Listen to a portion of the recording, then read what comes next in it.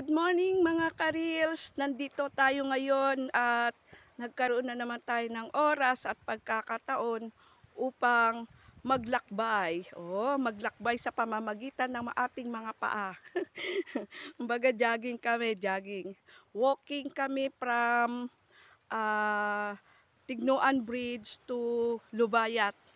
Joke, hindi kami abot ng Lubayat, sobrang layo na yon. May walking destination lang kami dito. Napapakita ko sa inyo ang sunrise. Ayan, ang ganda, diba? Kaya gustong-gusto namin dito eh.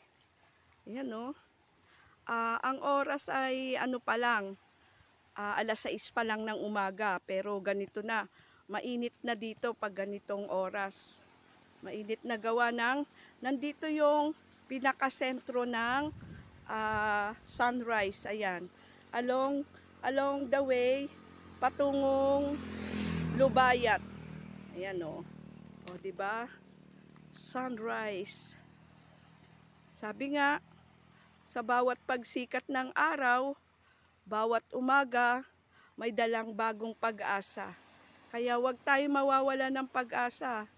Medyo tagilid man tayo ngayon, aayos din ang ating sitwasyon. Aayon din sa atin ang